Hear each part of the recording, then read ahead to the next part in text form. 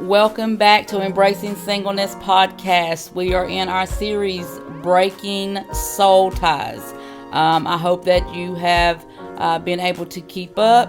If not, please go back and revisit podcast 1 and 2. Also in podcast 3, I did a very quick recap after a short personal break to give me time to take care of my dad, who was actually sick in that moment.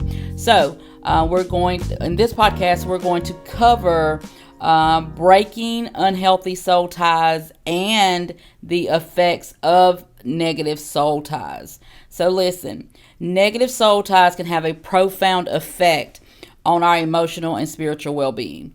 Listen, they can cause us to become emotionally attached to someone who is not good for us. They mean you no good, which leads us to anxiety.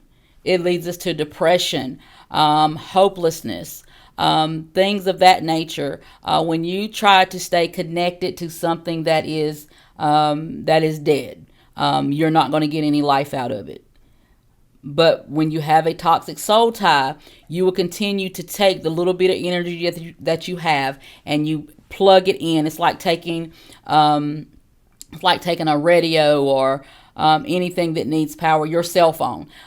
We all use cell phones. We all like to charge our cell phones. But when we when we plug our cell phone in, the cell phone is very important to us. It has our data, our information, some of our memories is on there, the pictures and things of that nature. So, and then we have the charger. But if you know the outlet itself is broke, would you plug your charger into that outlet? Makes no sense, right? Because the phone will deplete itself. It will eventually die out. And that's what happens when we try to take the little bit of energy, the little bit of life that we have and continue trying to plug it into someone who can't give you anything else back. All it's doing is draining and depleting you. It is not recharging you. So when we get like that, that is when we end up spiritually bankrupt. We're physically bankrupt. We're spiritually bankrupt. We can't seem to get our life together. You can't operate at work because this toxic soul tie is draining your energy even when you're at work. It's like you can't get away from it, and you're trying to feed the habit. You're trying to feed the habit while it's bankrupting you in every area of your life. A toxic soul tie will begin to take away. You'll find yourself, your finances is coming up short. Your joy is coming up short. Happiness is coming up short. The job is not acting right, or you're not able to be productive. Let's say that you're not as productive as you could be if you were healthy. And unfortunately, when we connect to someone who is not good for us, it causes us to become unhealthy. Your health will begin to decline. So you end up being a toxic soul tie. You will look in the mirror and you will be like, who am I? Because you don't even recognize yourself anymore. Because this tie has now taken over you. So as I was saying that, and I promise you this is not wrote down, but if as a mother, when we give birth, when our children come, there is the umbilical cord that feeds and gives the fetus nutrients. However, at some point you have to cut what was once feeding you, because now you will get sick because you can't get all the nutrients. Understand what I'm saying? And we love as mothers, we love our children, but at some point you have to cut from the fetus. You have to cut that cord that was once needed, because now what was feeding you would now begin to drain you. If you would you walk around with a newborn baby still connected to the umbilical cord? No, you wouldn't. Number one, you would look strange, and the baby would be sick, and so would you. So there comes a time that everything that possibly was good for you at one time just isn't good for you anymore. You're not there anymore. So we have to be able to understand the effects of a unhealthy soul tie. As I said in the last podcast, how can you recognize if it's unhealthy? Is it making you better or bitter? Better or bitter? If you're bitter and you're angry and you're mad and you're sad and you're crying and you have all these negative emotions, you're sad, that's not healthy. It's not. It's not healthy. Now, does that mean that relationships won't have conflict? No, because every relationship will have a conflict. Every relationship will have a compromise. I think it was actually my sister. I heard her say at one point, I'm paraphrasing because I can't, Lord knows I can't put it into words the way she said it, but she said there comes a time when you have to understand, am I making a sacrifice or am I compromising? An unhealthy soul tie will cause you to sacrifice. Compromise means we meet in the middle. I'm meeting you halfway, you're meeting me halfway, and we're coming to a conclusion that is both healthy for the both of us. But when you begin to sacrifice and all you're doing is sacrificing in the relationship, it's time for you to get out. It's time for you to get out. I'm sorry. It is. I don't care how long you've been with them. I don't care if it's mama. When they begin to drain you,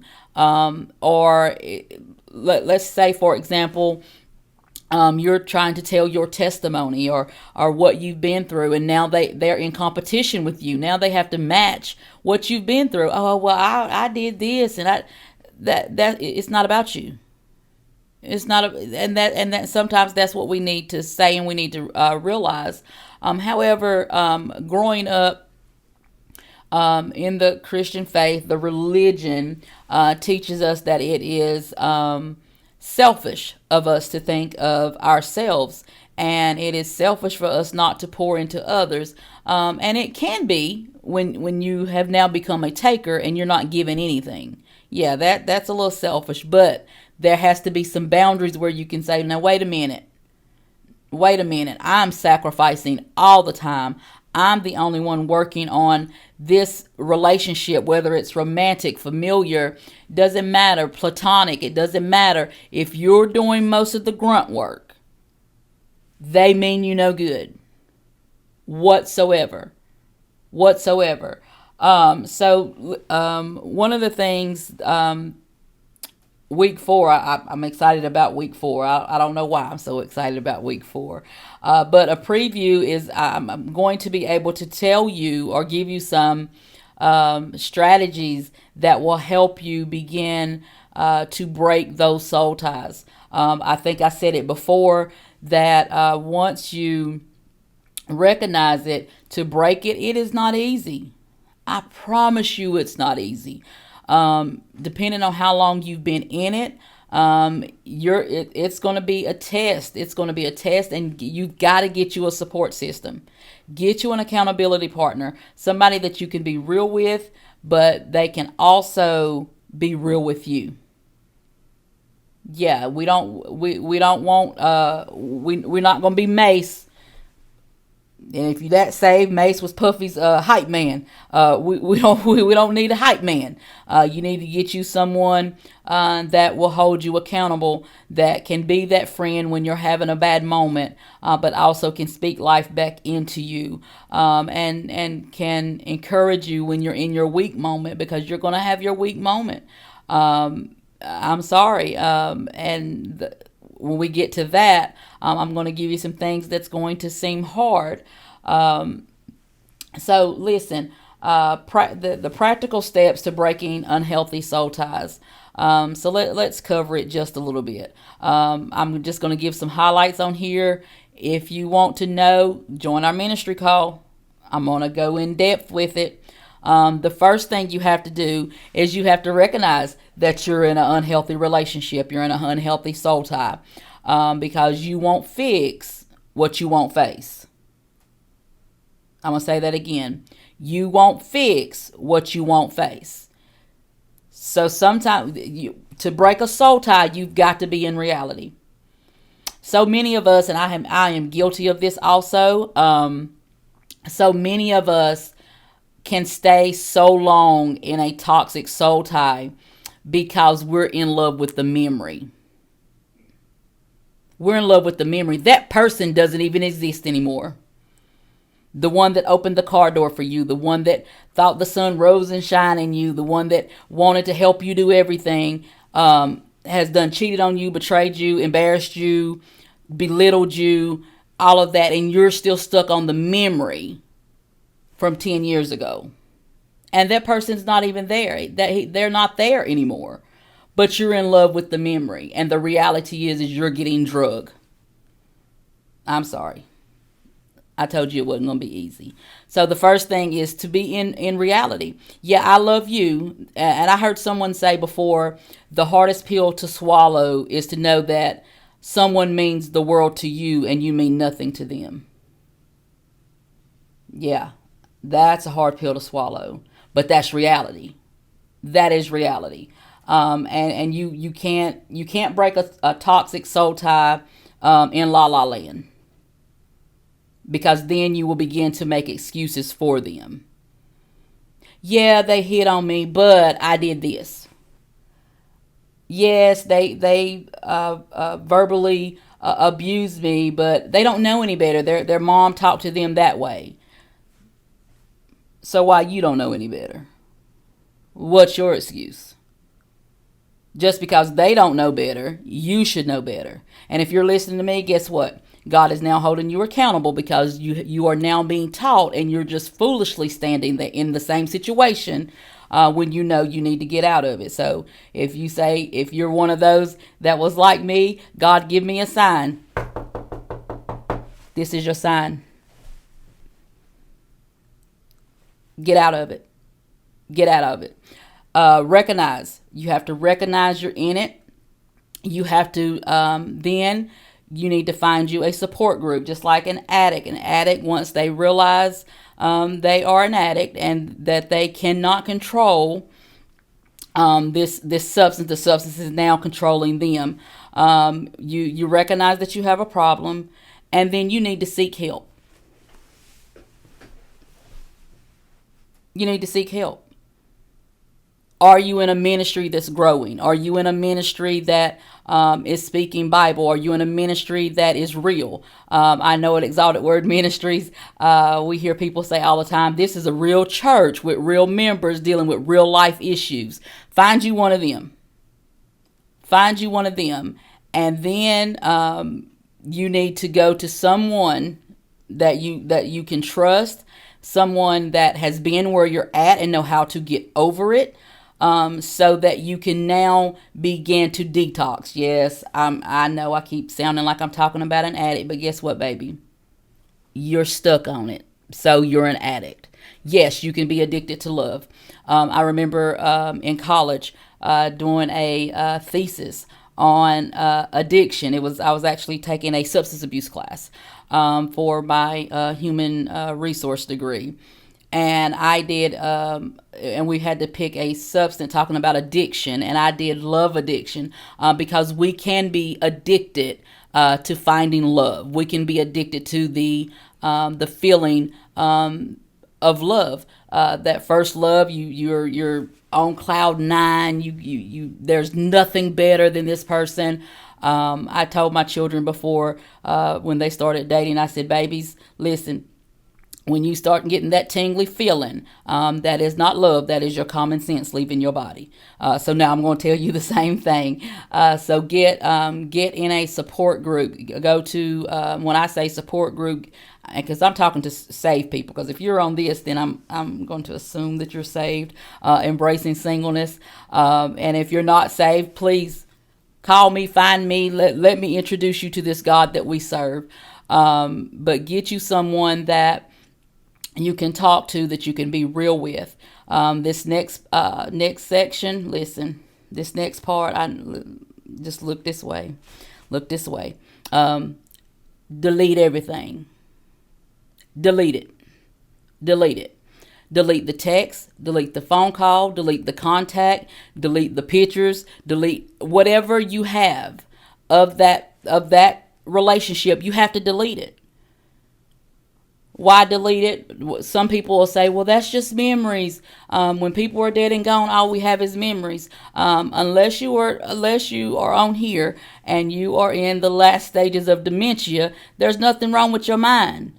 But what happens is when we are trying to break an addiction, we go back to the familiar. So when you are in your dark place or in your lonely place, you'll go back to look at what the memories were. And then you're stuck at whatever that was in that moment, and you'll forget about the bad consequences that came after the picture.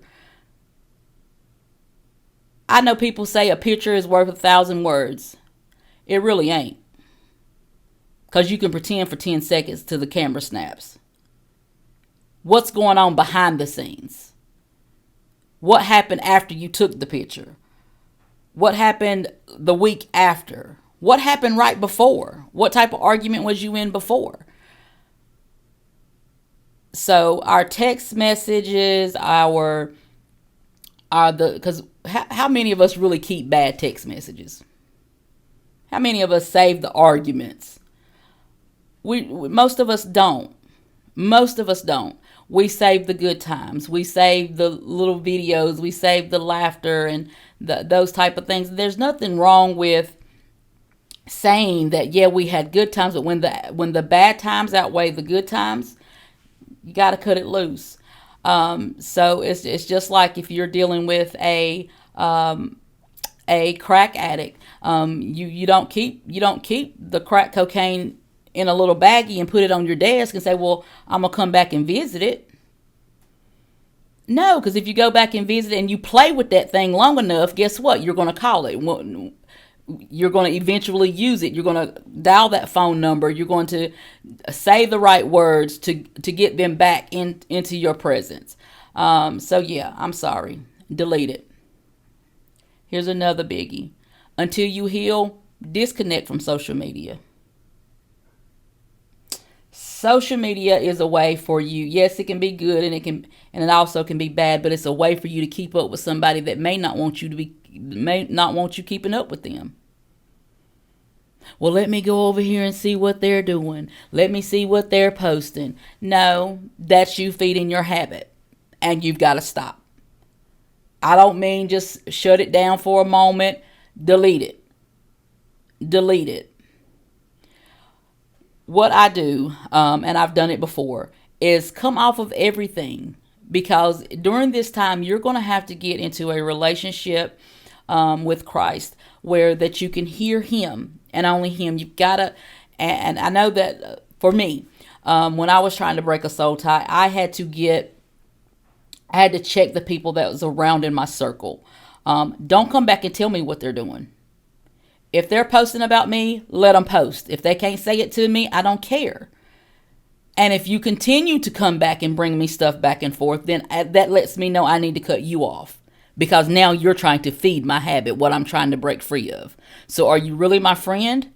Or are you disguised as my friend to keep me in bondage? Don't do that. So, recognize that you have the problem. Get you a support system. During your detox moment, cut everything off. Everything. Cut it off. And then after that time period, with me, it was 30 days. I think it was 30 days. And I promise you, during that time that when your mind goes to that particular situation, immediately go to put you some praise and worship music on, pull out your word, read your Bible. You're gonna have to get your flesh under submission, because the flesh doesn't want you free. The flesh don't want you free. So you have to decide that I'm going to be free of this. I'm coming out of this. I am going to be better. So basically, that is in a nutshell what we will be discussing on the Embracing Singleness calls. On that call, I am going to be giving some examples of prayers that you can say every day, some I am statements that you need to say to yourself every day, because during this time, you have to be able to encourage yourself, because even your support system has to go to sleep sometimes. Okay?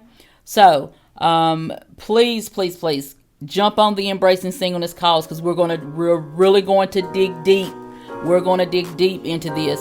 And I'm planning on getting it done in one, but it may end up being 2 sessions. So as always, remember that God is the greatest power and you are not defeated. I look forward to seeing you on our Zoom calls the 2nd and 4th Monday of every month. Look us up on Facebook, Embracing Singleness CLT. CLT stands for Charlotte. If you don't have a church home and you are looking to break soul ties and you need a support system, Exalted Word Ministry in Charlotte, North Carolina, we welcome you. Other than that, I look forward to seeing you on next week. I call your week blessed. Until next time.